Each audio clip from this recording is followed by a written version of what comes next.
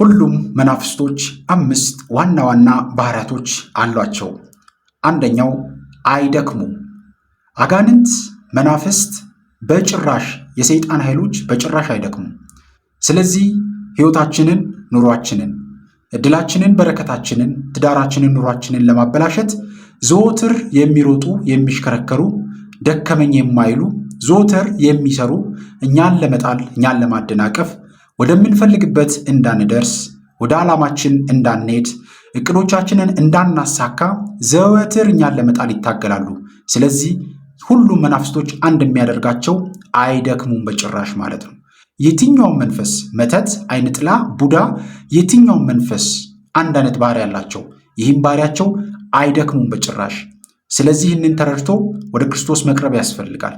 በክርስቶስ መኖር ያስፈልጋል። ይህንን ጥሎ ለመሄድ የጠላትን የዲያብሎስን አልሸነፍ ባይነቱን ዘወትር እኛን ለመጣል አለመድከሙንና ይህንን ጉልበቱን ለማፍረስ ከክርስቶስ ጋር መሆን ያስፈልጋል። ሁለተኛው ደግሞ አይተኙም በጭራሽ አይተኙም። እኛ እንተኛለን፣ እነሱ አይተኙም። እኛ እናርፋለን፣ እነርሱ አያርፉም። እኛ ዛሬ ደከመኝ፣ ዛሬ ደክሞኛል፣ እንደዚህ ሆኛለሁ፣ ጸሎት እናደርግም እንላለን። እነሱ ግን በጭራሽ አያርፉም። ስለዚህ እኛን ዘወትር ለመጣል በዙሪያችን ይሽከረከራሉ ማለት ነው። ሁለተኛው አይተኙም። ለዚህ እኮ ነው ዛሬ ብዙዎቻችን ሌሊት ተኝተን ባለንበት ሰዓት በህልመ ሌሊት፣ በዚኔት እንደዚሁም ደግሞ የወንድ ማንነትን ይዞ መጥተው የሴት አይነ ጥላ ሆነው ወንዶች ላይ፣ የወንድ አይነ ጥላ ሆነው ደግሞ ሴቶች ላይ የሆኑ በባለትዳሮችም ጭምር ኑሯቸውን ህይወታቸውን የሚያመሰቃቅሉት። ይህንን በደንብ ልናውቅ ይገባል። ስለዚህ ሁለተኛው የትኛውም ሁሉም መናፍስቶች አንድ የሚያደርጋቸው ባህሪ አይተኙም ማለት ነው። ሶስተኛው ደግሞ ሁልጊዜም ለክፋት ይቸኩላሉ። አስተውሉ ውድ ቤተሰቦቼ፣ ሁሉም መናፍስቶች እኛን ለማበላሸት፣ ህይወታችንን ለማበላሸት፣ በረከታችንን ለማጥፋት፣ ሰላማችንን ለመውሰድ፣ ህይወታችን ከነበረበት የበረከት ህይወት ወደ መጥፎ አዘግት ውስጥ አውርደው እኛን ህይወታችንን ለማበላሸት ነው። ስለዚህ ዘወትር ሁልጊዜም ለክፋት ይቸኩላሉ ማለት ነው። የክፋት አባትም የተባለው ለዚህ ነው። በመጽሐፍ ቅዱስ ላይ የክፋት አባት ተብሎ ስም የተሰጠው ማለት ነው። አሳሳች ተብሎ በተለያዩ አባቶቻችን ገድላት ላይም እየተጠቀሰው ለዚህ ነው ማለት ነው። ዘወትር ሰዎችን ለማሳሳት፣ ሰዎችን በክፋት መንገድ እንዲሄዱ ለማድረግ፣ ሰዎችን ከክርስቶስ እቅፍ ለመውሰድ ዘወትር ለክፋት ይቸኩላል ማለት ነው እና ይህንን ተረድተን ሁላችንም ዛሬ የምናላግጥ ሰዎች አለን። መናፍስት፣ ሰይጣን የሚባል ነገር የለም የምንል ሰዎች አለን። ብዙ አይነት ነገሮችን የምንፈላሰፍ ሰዎች አለን እና ስለዚህ አንዱ የሁሉም መናፍስቶች ባህሪ ለክፋት ይቸኩላሉ ነው። ይህንን በደንብ ልንገነዘበው ልናውቀው የሚገባ ጉዳይ ነው። አራተኛው በጣም የሚገርመው ቢሮአቸው አይዘጋም። ቢሮአቸው ዘወትር ክፍት ነው። ውድ ቤተሰቦቼ ቢሮአቸው አይዘጋም። እኛ ዛሬ የሆነ ስራ እንሰራና የሆነ ነገር እናደርግና ትንሽ እንረፍ እንላለን። እነሱ ግን ዘወትር ክፍት ነው። የስራ ቦታቸው ዘወትር ክፍት ነው። በየትኛውም ሰዓት ይገባሉ፣ በየትኛውም ሰዓት ይወጣሉ። ስለዚህ መንቃት ያስፈልጋል ማለት ነው። መንቃት ያስፈልጋል። ዘወትር አንድ ክርስቲያን ንቁ ሊሆን ይገባል። ንቁ እየተባለ በተደጋጋሚ በመጽሐፍ ቅዱስ የሚናገረው እኛ እንድንበረታ ስለሚፈለግ ነው። አንድ ክርስቲያን ዘወትር ለጸሎት ሊተጋ ይገባል። ሰዓታችንን፣ ጊዜያችንን ጠብቀን ከክርስቶስ ጋር ልንያዝ ይገባል። በተቻለን አቅም በመንፈሳዊ ምግባራት ላይ ጥሩ መንፈሳዊ ምግባራትን የምንገነባ ክርስቲያኖች ልንሆን ይገባል። ነጭ ለብሰን ብቻ ቤተክርስቲያን መመላለሳችን ይዞ የሚመጣው ነገር አይኖርም። መረዳት ማወቅ ያስፈልጋል። በተግባር የክርስትና ሕይወት ውስጥ መኖር ደግሞ ከሁላችንም ይጠበቃል። በእርግጥም በለፈናቸው ባደረግናቸው ነገሮች የምናገኛቸው በረከቶች ሊኖሩ ይችላሉ። ግን ደግሞ የዲያብሎስን ውጊያ መረዳት ያስፈልጋል። ስለዚህ አራተኛው ምንድነው? ቢሮአቸው አይዘጋም። ስለዚህ ዘወትር ለክፋት፣ ለተንኮል፣ እኛን ለመጣል፣ እኛን ለማሸነፍ ደጃችን ላይ ናቸው ማለት ነው። አስተውሉ ውድ ቤተሰቦች። ስለዚህ ክርስቶስን መያዝ ያስፈልጋል። በንስሐ የታጠብን በክርስቶስ ስጋና ደም የታተምን ዘወትር ጉዟችንን በዛ መንገድ ውስጥ ልናደርግ ይገባል ማለት ነው ውድ ቤተሰቦቼ። አምስተኛው ውድ ቤተሰቦቼ ጡረታ አይወጡ። እድሜያቸው እንደዚህ ይሆናል ተብሎ ልክ አሁን እኛ በዚህ ዘመን እንዳለነው ሰዎች ጡረታ እንደምንወጣው በተመሳሳይ መልኩ ውድ ቤተሰቦቼ ብዙዎቻችን አሁን ስጋውና ደሙን ለመቀበል ስናስብ አሁን በዚህ እድሜ አንቀበልም፣ አሁን ወጣት ነኝ፣ አሁን መዝለል አለብኝ ምናምን እንላለና የእድሜ ገደብ እናስቀምጣለን። ጠላታችን ዲያብሎስ ጡረታ አይወጣም ሲባል ይህንንም ነገር ማሰብ ያስፈልጋል። በየትኛውም ሰዓት ላይ ጠላታችን ዲያብሎስ ሴራውና ዓላማውን ያካሂዳል ማለት ነው። ጡረታ አይወጣም፣ አያርፍም ማለት ነው። ስለዚህ በጣም መንቃት አለብን። እኛ ዛሬ እድሜያችን ሄዶ ምርኩዝ በእጃችን ስንይዝ ስጋውና ደሙን እንቀበላለን ብለን የምናስብ ሰዎች አለን።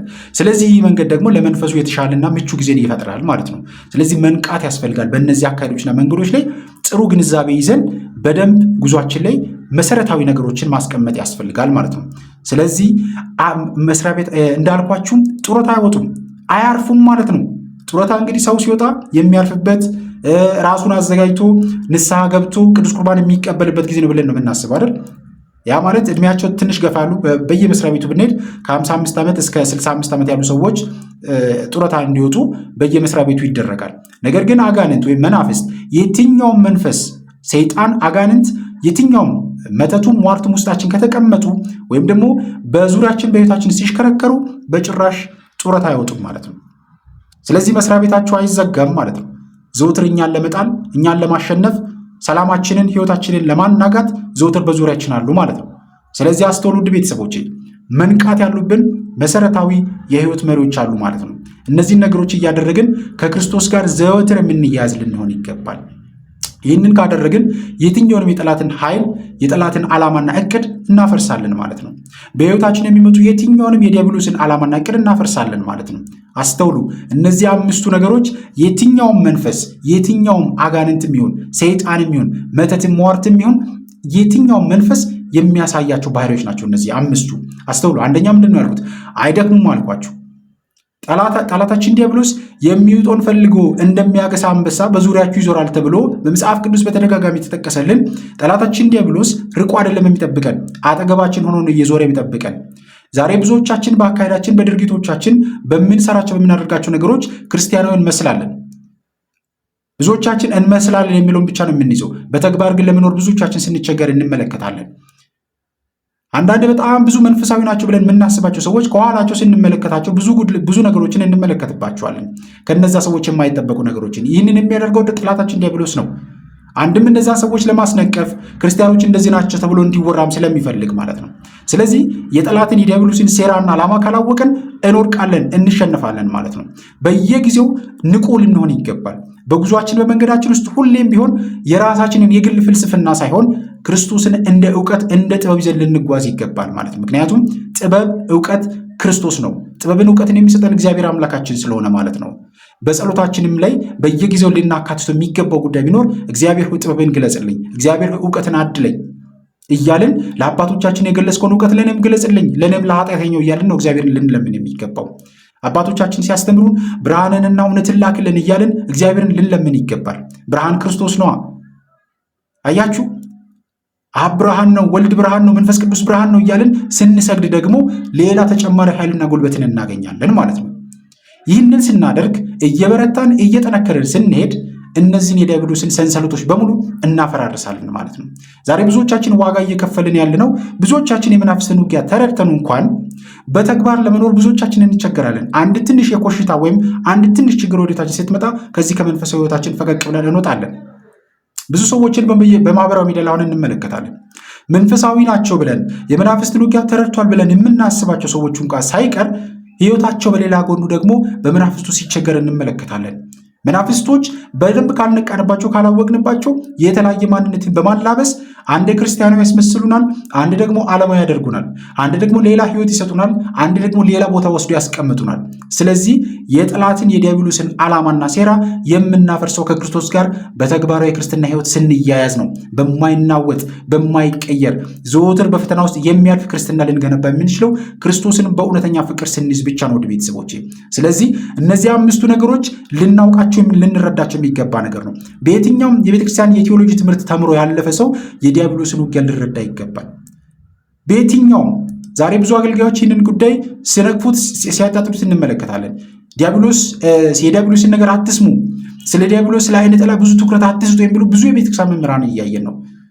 ሰውየው በመንፈስ የተጨነቀ ሰውየው በዲያብሎስ ፈተና ውስጥ ገብቶ እየተሰቃየ ያለ ሰውየው በመተት እየተጨነቀ እያለ የእነሱን ፍልስፍናና ሳይኮሎጂ ለማራመድ የሚሞክሩ የቤተክርስቲያን መምህራንን እያየን እንገኛለን። እግዚአብሔር በእውነት ልቦና ይስጠን። ስለዚህ አይደክሙም ብያቸዋለሁ፣ በጭራሽ አይደክሙም። ሁለተኛው አይተኙም።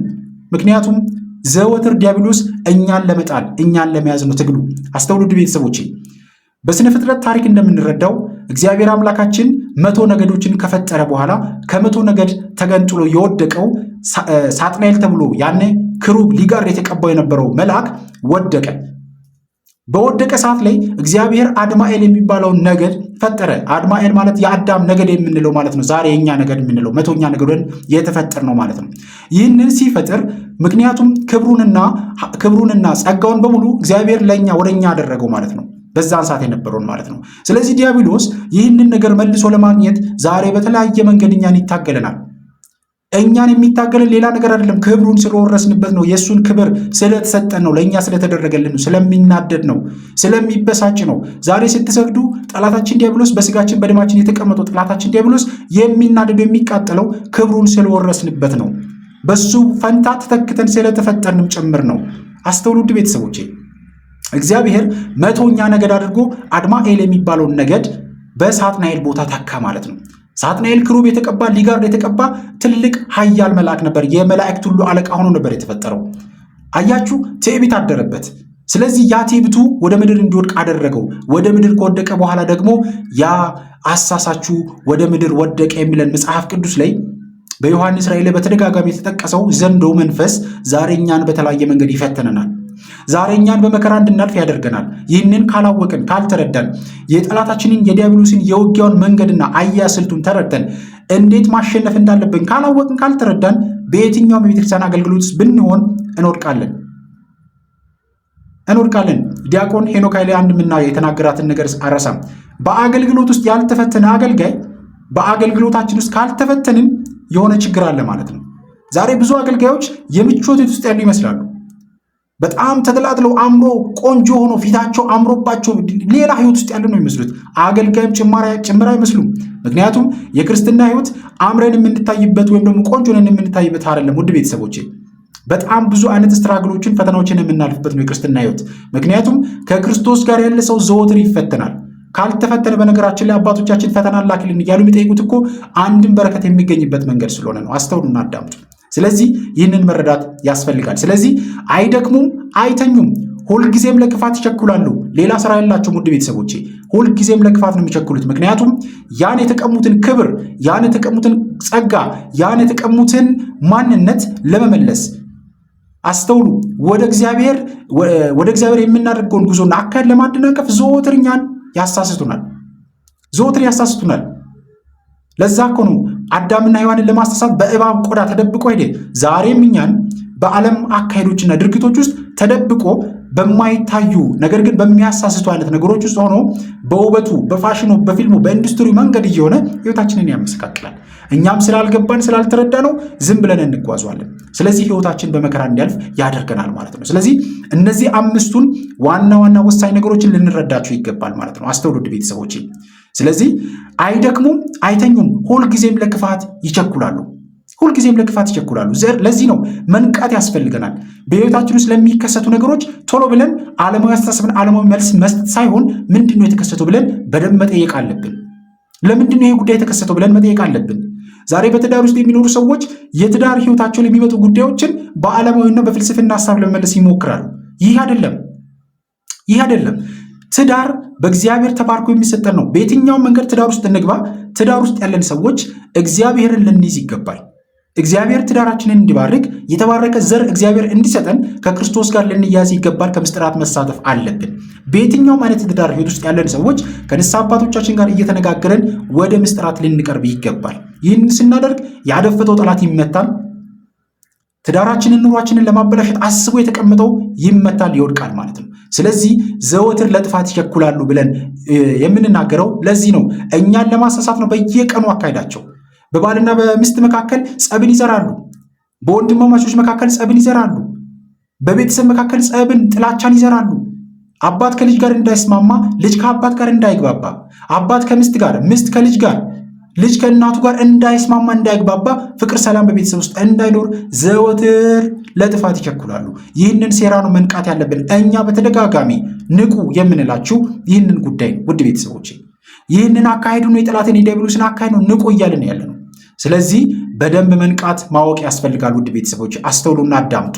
ስለዚህ አይተኙም፣ ሁልጊዜም ለክፋት ይቸኩላሉ፣ ቢሮአቸው አይዘጋም። ውድ ቤተሰቦች ቢሮአቸው ክፍት ነው ሁሌም 24/7 ከዛም በላይ ባሉ ሰዓታት ሁሉ ክፍት ነው ቢሮአቸው። እኛን ለማጥፋት፣ እኛን ለማበላሸት፣ እድላችንን፣ ህይወታችንን፣ ኑሯችንን ለመቀማት ዛሬ አረማዊ ደብተራው በየቦታው ስርማሽ ቅጠል በጣሹ ጠንቋዩ መተተኛው ዛሬ ህይወታችንን ለማበላሸት በተለያየ መንገድ ውስጥ ይሽከረከራሉ። ይህንን ሴራና ዓላማ ለማክሸፍ ከክርስቶስ ኢየሱስ ክርስቶስ ጋር መያዝ ያስፈልጋል። ከምስጢራት መሳተፍ ያስፈልጋል። ራሳችንን በክርስቶስ ስጋና ደም ኃይልን እስኪትቀበሉ በኢየሩሳሌም ቆዩን አይደል ያለን ክርስቶስ። ይሄ በሌላ አነጋገር የክርስቶስን ስጋና ደም ተቀብለን ጉልበት እስኪኖረን ኃይል እስክናገኝ ድረስ ባለን አቅም እየበረታን እየጠነከርን ልንሄድ ይገባል ነው። አስተውሉ። ኃይልን እስክትለብሱ በኢየሩሳሌም ቆዩ ተባልን። ስለዚህ የክርስቶስን ስጋና ደም እስከምንቀበል ድረስ ባለው መንገድ ውስጥ የምንጸልይ፣ የምንሰግድ፣ የምንበረከክ ዘወትር ለጸሎተ ስግደት የተጋን ጠላታችን ዲያብሎስን የምንቃወም ሰዎች ልንሆን ነው የሚገባው። ውድ ቤተሰቦቼ ይህንን ዘወትር ልናደርገው ይገባል። እግዚአብሔር አምላካችን ጉልበት ኃይሉ ነን። ስለዚህ በቢሮአቸው አይዘጋም። እኛን ለመጣል ዘወትር ዲያብሎስ ዓላማው ነው፣ እቅዱ ነው። በቃ ይህንን ማሳካት አለበት። ስለዚህ እኛን ለመጣል ዘወትር ይሽከረከራል ማለት ነው። ዘወትር በዙሪያችን አለ ማለት ነው። ዛሬ ብዙ ሴት እህቶቼ በአረብ ሀገራት በተለያየ ዓለማት ላይ የምትኖሩ በአጋጣሚ እየሰራችሁ የምትወድቁ ሴቶች አላችሁ።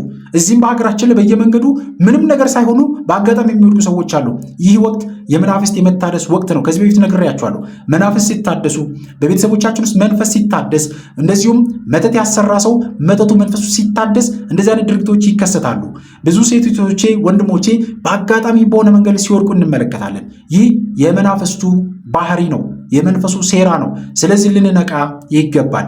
አጋንንትም ይሁን መተትም ይሁን ሟርትም ይሁን የትኛውም አይነት መንፈስ እነዚህን አሁን የጠቀስኳቸውን 5 ባህሪያቶች ያካሂዳሉ። ይህንን ነቅተን ከክርስቶስ ጋር ልንያያዝ ይገባል።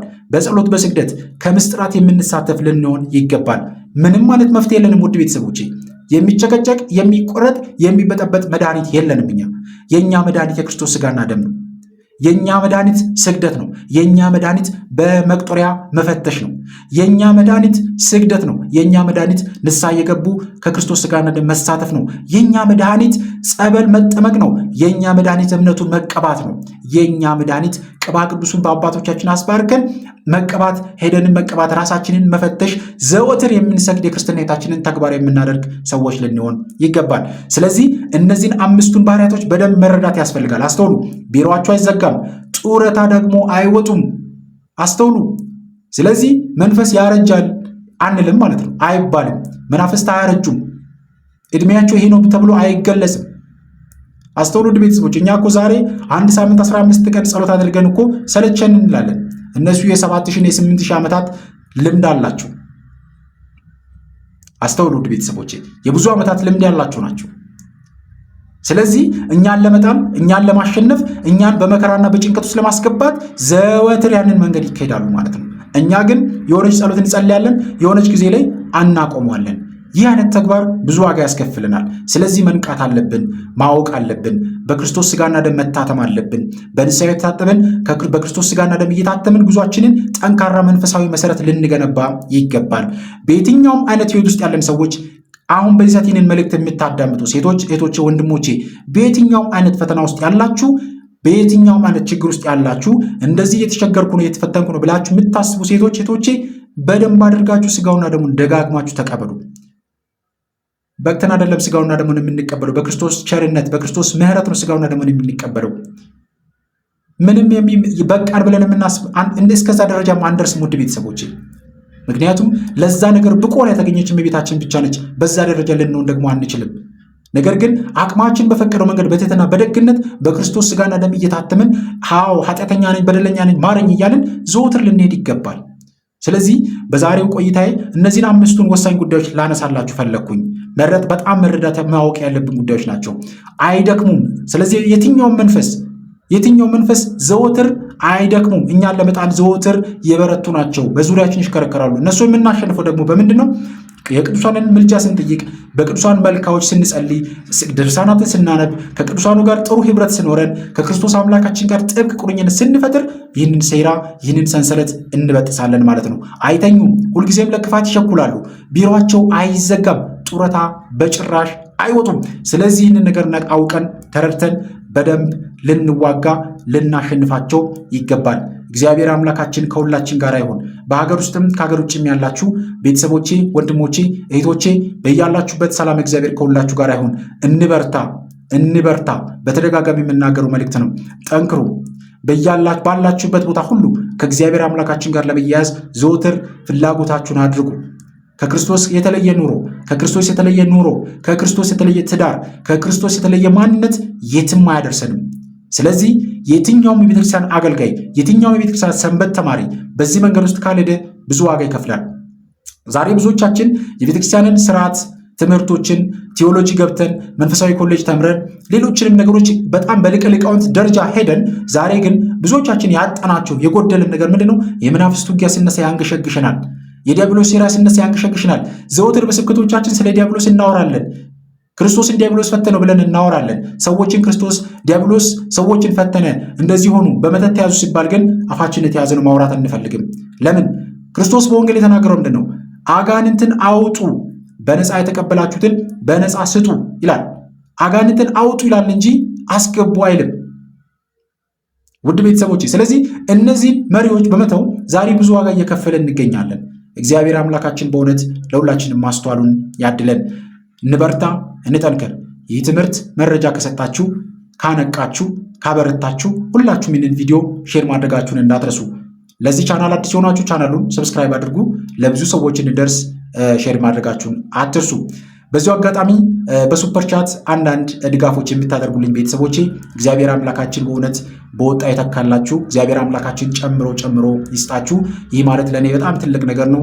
ብዙ ነገር እንዲሰራ በዚህ በዩቲዩብ ቻናሉ ላይ ብዙ ነገር እንዲጨምር የሚያደርግ የእገዛ መንገድ ነውና እግዚአብሔር አምላካችን ሁላችሁንም ያግዛችሁ፣ ያበርታችሁ።